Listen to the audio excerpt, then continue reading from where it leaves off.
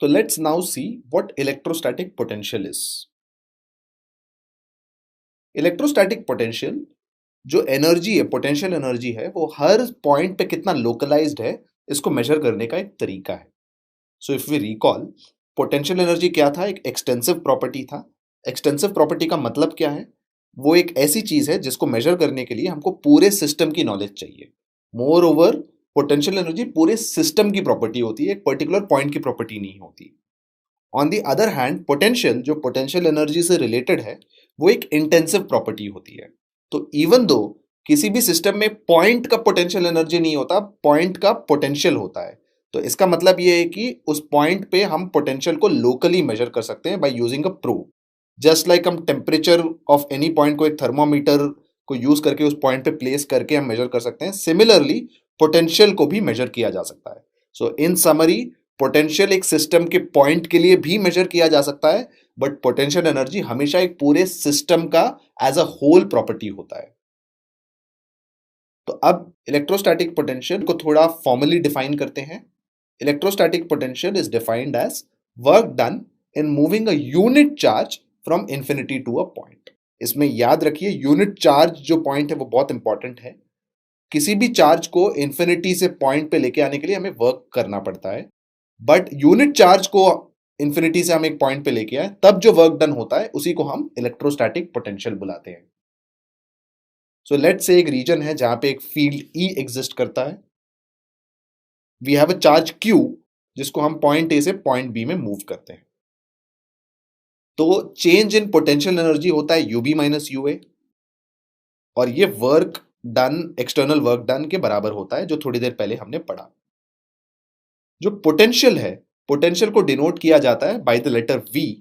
Change in potential will be change in potential energy divided by Q. So this is the first thing you need to remember.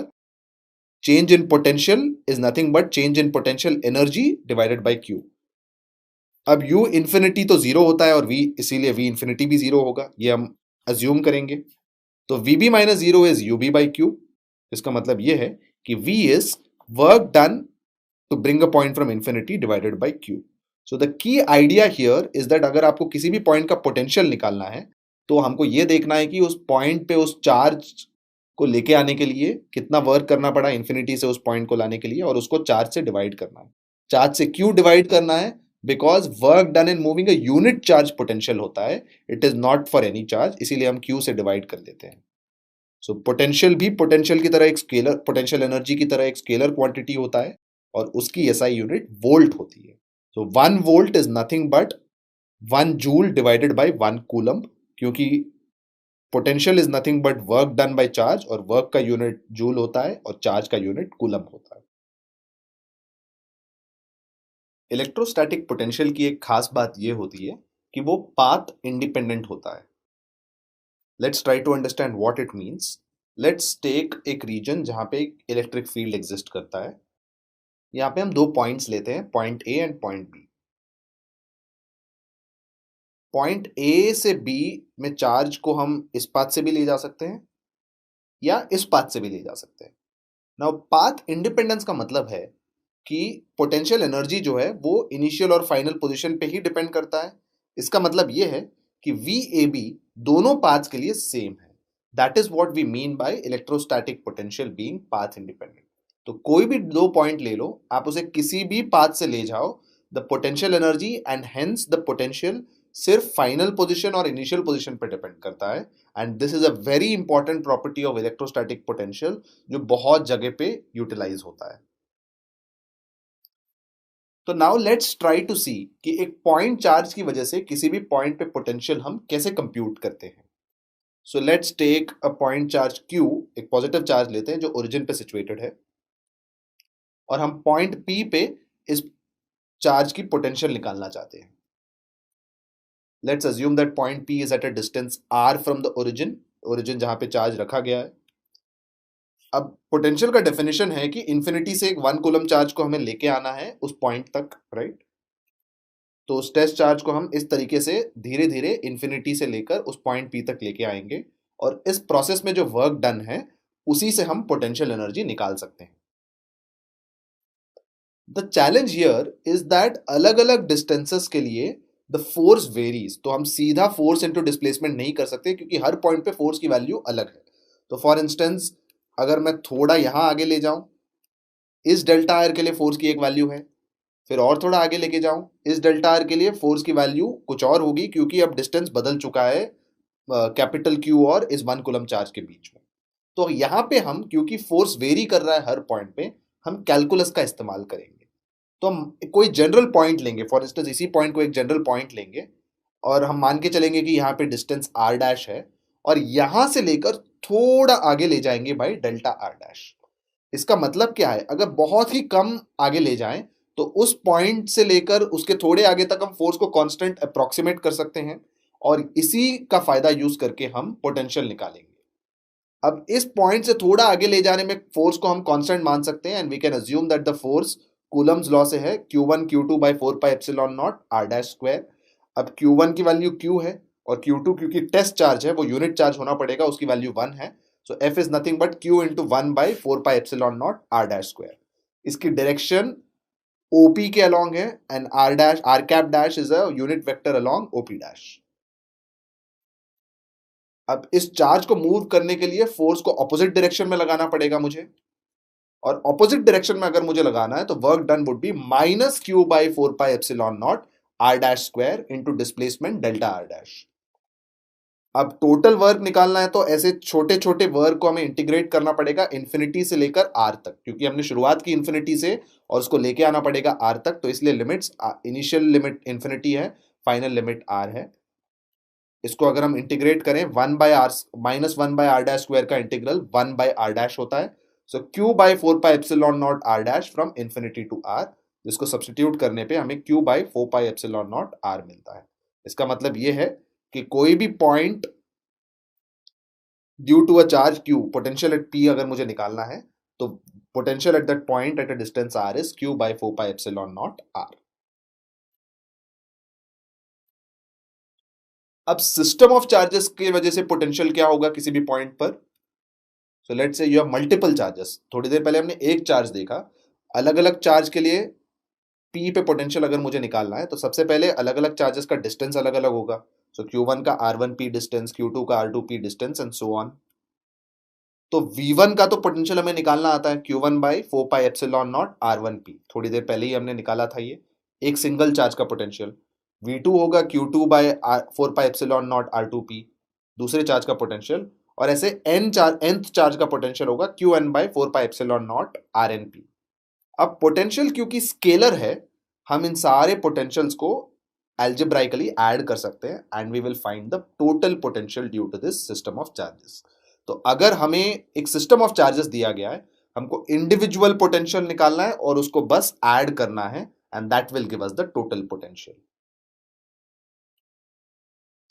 So 1/4 pi epsilon not अगर common ले लूं तो total potential is 1/4 pi epsilon not into Q1/R1 plus Q2/R2 plus Q3/R3 and so on till Qn/Rn। अब हम continuous charge distribution के लिए potential कैसे निकालते हैं ये देखेंगे। तो कंटिन्यूअस चार्ज डिस्ट्रीब्यूशन होता क्या है। सो लेट्स से बहुत छोटे छोटे चार्जेस पास पास में रखे गए हैं ऐसे लीनियरली, या बहुत छोटे छोटे चार्जेस ऐसे सर्कुलरली या इन अ क्वाड्रिलेटरल फॉर्म रखे गए हैं, या बहुत पास पास ऐसे एक स्क्वायर फॉर्म में रखे गए हैं। सो कंटिन्यूअस चार्ज का मतलब है कि ये जो छोटे छोटे चार्जेस पास पास कंटिन्यूअसली अरेंज्ड है उसको मैं एक लाइन चार्ज की तरह मान सकता हूँ, इसको मैं एक स्क्वायर पॉलीगोनल चार्ज की तरह मान सकता हूँ और इसको एक सरफेस चार्ज की तरह अप्रोक्सीमेट कर सकता हूँ। तो इन कंटिन्यूअस चार्ज डिस्ट्रीब्यूशंस के लिए पोटेंशियल निकाला जा सकता है और अलग अलग केसेस के लिए एक तरीका है जो हम अभी देखने वाले हैं। सो हम सबसे पहले लाइन चार्ज की बात करते हैं। लेट्स टेक एक चार्ज सिस्टम जो लीनियरली अरेंज्ड है एंड हम मान के चलते हैं कि उसकी लेंथ L है। अब इस लीनियर चार्ज डिस्ट्रीब्यूशन से परपेंडिकुलर डायरेक्शन में r डिस्टेंस पे एक पॉइंट P है और वहां पे हमें पोटेंशियल निकालना है। सो द रिमेंबर दैट यहाँ पे जो r है it is the perpendicular distance between the linear charge and the point. तो हम क्या करेंगे, यहाँ पे एक छोटा एलिमेंट लेंगे इस कंटिन्यूअस चार्ज का और उस छोटे एलिमेंट को हम dl बुलाएंगे और उस छोटे एलिमेंट dl का चार्ज उसको हम dq बुलाएंगे। अब इस छोटे एलिमेंट की वजह से P पे पोटेंशियल हम, क्योंकि ये छोटा एलिमेंट है, ये पॉइंट चार्ज के बराबर है, ये छोटा dl एलिमेंट, तो इसका पोटेंशियल क्या होगा, k dq बाई आर 1/4πε0 जो k है into charge divided by r. ये तो हमने थोड़ी देर पहले निकाला था। तो इसका मतलब लेट्स हम मान के चलते हैं कि इसकी लीनियर चार्ज डेंसिटी लैम्डा है।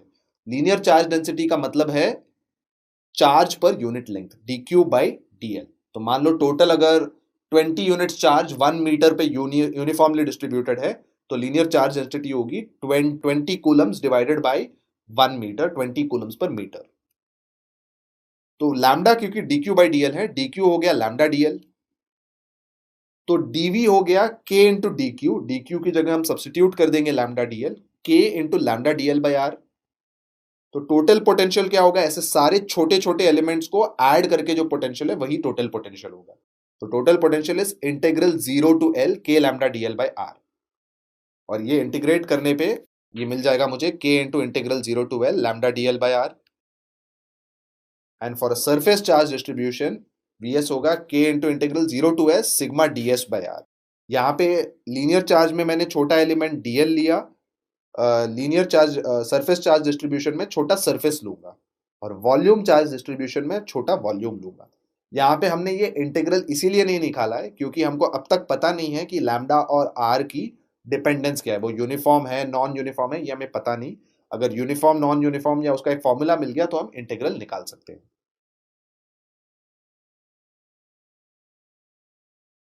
सो let's now do a concept test. तो इस प्रॉब्लम में आपको एक 2 माइक्रोकूलम चार्ज दिया गया है जिसको इन्फिनिटी से एक point in an electric field पे मूव किया जाता है। अब इस प्रोसेस में उसकी वेलोसिटी चेंज नहीं की जाती है। हमको पूछा गया है कि अगर work done against the electrostatic force -40 microjoule के बराबर है तो what is the potential at that point.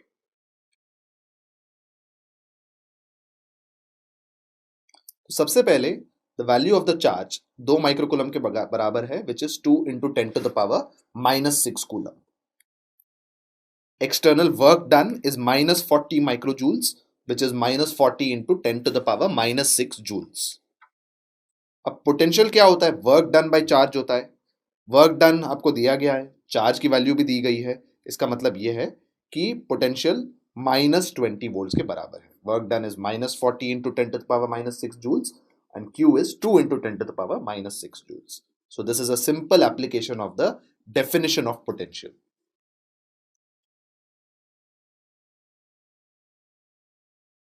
Let's move to one more problem.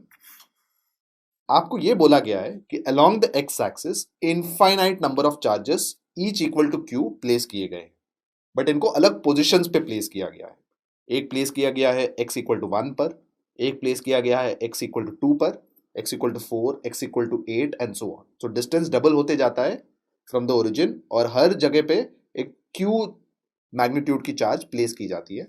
हमको x इक्वल टू 0 पर ये जो इनफाइनाइट सिस्टम ऑफ चार्जेस हैं x इक्वल टू 0 पर उसकी वजह से पोटेंशियल इवैल्यूएट करना है। तो डायग्राम इसका कुछ ऐसा बनेगा, 1 यूनिट पे Q है, 2 पे है, 4 पे है, 8 पे है, 16 पे है, फिर 32 पे होगा एंड सो ऑन, और हमको 0 पे पोटेंशियल निकालना है। So this is a multiple charge system. तो इसका पोटेंशियल कैसे हम निकालते हैं, इंडिविजुअल चार्जेस का पोटेंशियल अलग अलग से निकालते हैं और टोटली स्केलर क्वांटिटीज को ऐड कर देते हैं। So potential V due to a system of charges हमने थोड़ी देर पहले पढ़ा था, होता है 1/4πε0 Q1/R1 plus Q2/R2 plus Q3/R3 and so on. अब 1/4πε0 सारे Q1 Q2 Q3 सब कुछ तो Q ही है, बस डिस्टेंस 1 2 4 8 ऐसे बनता जाता है। तो ये पोटेंशियल हो गया 1/4πε0 Q/1 plus Q/2 plus Q/4 plus Q/8 and so on. Q को मैं कॉमन निकाल लूँ तो Q/4πε0 1 plus half plus 1/4 plus 1/8 plus so on till infinity है। तो अगर इसको आप देखें तो ये एक ज्योमेट्रिक प्रोग्रेशन है टिल इन्फिनिटी। तो V हो गया Q/4πε0 1/1 plus 1/2 plus 1/2 square plus 1/2 cube and so on. और मैथ्स में हमने पढ़ा है कि एक इन्फिनिट ज्योमेट्रिक प्रोग्रेशन जिसका फर्स्ट टर्म A है और कॉमन रेशियो R है, उसका सम होता है A/1 - R। अब A 1 है इस सिचुएशन में और R की value clearly common ratio half है, सो v हो गया 9 into 10⁻⁻9 into Q divided by into 1/1 minus half. तो ये हो गया 9 इंटू 10⁻9 इंटू 2q। तो ये हो गया 1.8 into 10⁻10 into Q.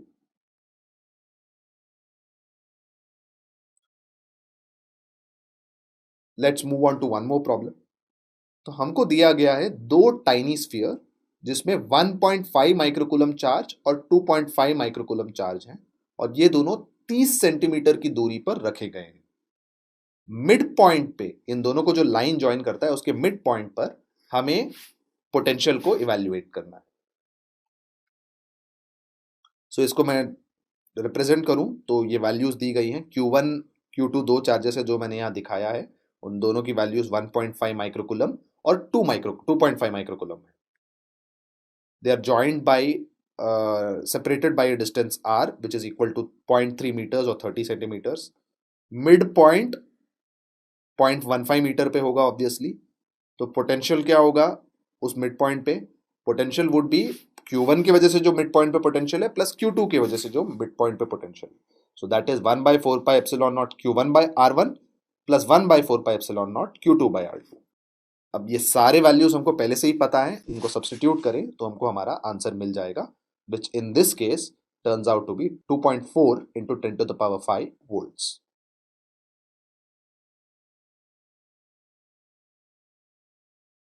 So let's now find out the potential due to an electric dipole। Electric dipole का पोटेंशियल निकालने के लिए सबसे पहले आपको थोड़े मैथमेटिकल टूल्स की जरूरत है जो सबसे पहले हम सीखने वाले हैं यहाँ पे। तो लेट्स टेक अ ट्राइंगल जहां पे आपको उसके तीनों साइड्स पता है और दो साइड्स के बीच में एंगल थीटा पता है। तो कॉस थीटा का रिलेशन होता है इन तीनों साइड से, और वो होता है a² plus r² minus r1² divided by 2ar। मतलब जो दो साइड्स हैं जिसके बीच में वो एंगल है उनके स्क्वायर्स का सम माइनस ऑपोजिट साइड के का स्क्वायर का value divided by 2 times the product of the sides including the angle. तो इसको मैं रीअरेंज करूं तो r1² is r² plus a² minus 2ar cos theta आता है। सिमिलरली अगर साइड में एक और ट्राइंगल है तो ये एंगल पाई माइनस थीटा होगा, तो cos of pi minus theta होगा a² plus r² minus r2² upon 2ar। अब cos of pi minus theta minus cos theta होता है, तो इस केस में फॉर्मूला हो जाएगा r2² is r² plus a² plus 2ar cos theta. तो जब भी हमें दो साइड्स दिए हैं और उसके बीच का एंगल दिया है तो तीसरे साइड को इन दोनों फॉर्मूले से निकालते हैं, इसे हम कोसाइन रूल बुलाते हैं। एक तीसरी मैथमेटिकल टूल है जो आपको पता होना चाहिए, वो है 1 plus x raise to n, जो बाइनोमियल थ्योरम से होता है 1 plus n x plus n into n minus 1 upon 2 factorial x square and so on till x raise to n. अगर x 1 से बहुत छोटा है तो एक्स स्क्वायर तो बहुत ही ज्यादा छोटा होगा 1 से, तो हम आगे की टर्म्स को एक्स स्क्वायर के आगे की टर्म्स को इग्नोर कर सकते हैं। तो 1 plus x raise to n की वैल्यू सिर्फ पहले दो टर्म्स का सम होगा, it will be 1 plus n x. So ये तीनों चीजें आप याद रखिए, अब आगे जब इलेक्ट्रिक डाइपोल का पोटेंशियल निकालेंगे these two would be very useful. So let's now consider a dipole. हमने इलेक्ट्रिक फील्ड वाले लेसन में पढ़ा है कि डाइपोल एक ऐसा सिस्टम होता है जहाँ पे दो चार्ज होते हैं जिनकी मैग्नीट्यूड सेम होती है बट साइन ऑपोजिट होती है, और इन दोनों को एक डिस्टेंस पे मेंटेन किया जाता है। डाइपोल का डायरेक्शन हमेशा नेगेटिव चार्ज से पॉजिटिव चार्ज पे होता है और उसे p वेक्टर से डिनोट किया जाता है। तो हम एक ऐसे पॉइंट p पर पोटेंशियल निकालना चाहते हैं जो डाइपोल के सेंटर, हमेशा रेफरेंस पॉइंट डाइपोल का सेंटर होता है, डाइपोल के सेंटर से r डिस्टेंस की दूरी पर है। एंड नॉट ओनली दैट, ये जो p का जो लाइन है डाइपोल के सेंटर से ज्वाइन करने वाला लाइन, वो डाइपोल के डायरेक्शन से थीटा एंगल बनाता है। तो कोई भी पॉइंट को डिफाइन करने के लिए दो पैरामीटर्स की जरूरत है, उसका डिस्टेंस और वो डाइपोल से कितना एंगल बनाता है। The end points are at a distance r1 and r2 from the charges individually. तो पोटेंशियल बहुत सिंपल है, potential 1/4 pi epsilon not q by r1 minus q by r2 होगा। But the reality is that हमको सिर्फ r पता है और थीटा पता है, r1 और r2 हमें निकालना है। तो ये निकालने के लिए अभी अभी हमने जो कोसाइन रूल पढ़ा है वो यूज करेंगे। कोसाइन रूल के हिसाब से r1² r² plus a² minus 2ar cos theta होता है, और R2 square r square plus a square plus 2AR cos theta होता है। तो अगर हम R1 स्क्वायर आर स्क्वायर को बाहर ले ले तो एक्सप्रेशंस कुछ ऐसे बन जाते हैं, और हमको फॉर्मूले में R1 स्क्वायर और R2 स्क्वायर नहीं चाहिए, 1/R1 और 1/R2 चाहिए। तो व्हाट वी डू इज हम इस बोथ साइड्स का रेसिप्रोकल लेके अंडर रूट ले लेते हैं। तो 1/R1 हो गया 1/R into some expression raise to minus half, और 1/R2 हो गया 1/R into some expression raise to minus half. तो ये 1 plus something raise to n के फॉर्म में है। तो उसको मैं बाइनोमियल थ्योरम से सिंप्लीफाई करूं। ये सिंप्लीफाई मैं क्यों कर पा रहा हूं, क्योंकि 1/R छोटा अगर हो गया, which is what will happen अगर ये पॉइंट बहुत दूर है इस डाइपोल से, तो मैं ये एक्सप्रेशन यूज कर सकता हूं 1 plus x raise to n approximately 1 plus n x के बराबर होगा। So that's what I have done here. 1/R1 is 1/R into 1 plus a cos theta by r, और 1/R2 is 1/R into 1 minus a cos theta by r. इसको मैं substitute करूं तो क्या मिलेगा मुझे इक्वेशन और 1 और 2 से, v is equal to q by 4 pi epsilon not 2a cos theta by r square. अब हम जानते हैं कि p 2qa के बराबर होता है, ये डाइपोल की डेफिनेशन होती है, और न्यूमरेटर हमें 2qa दिख रहा है, तो v is nothing but p cos theta by 4 pi epsilon not r square. अब p cos थीटा क्या होता है, p डॉट r होगा, क्योंकि p dot r is mod p into mod r into cos theta, right, which basically means v is nothing but 1 by 4 pi epsilon naught p dot r upon r square. Remember that जो ये r मैंने लिखा है वो r unit vector है, it is not the r vector, that's why it has an r cap. So potential for due to a dipole at a point p जो r distance पे located है और theta angle बनाता है dipole से, is 1 by 4 pi epsilon naught p dot r cap is the unit vector in the direction of the point upon r square.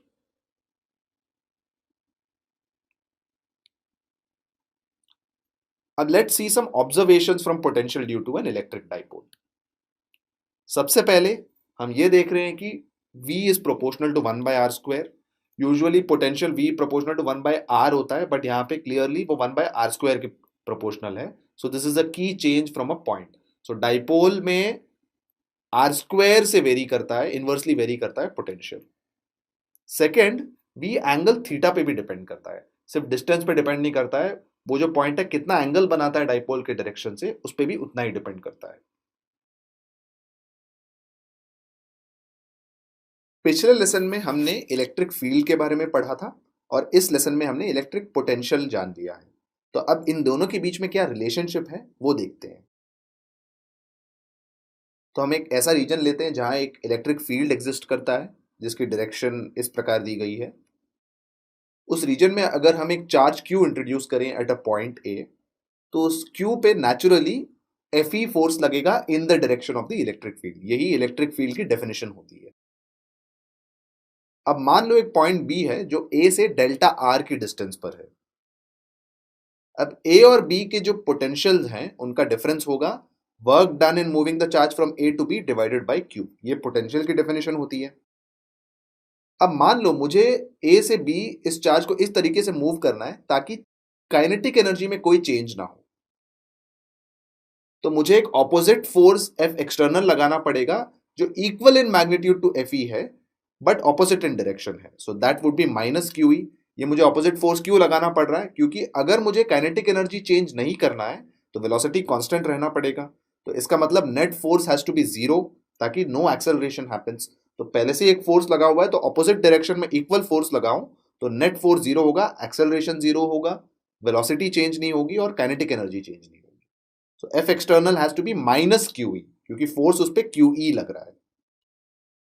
Displacement delta R है, इसका मतलब work done क्या होगा, F external dot displacement which is minus QE dot delta R.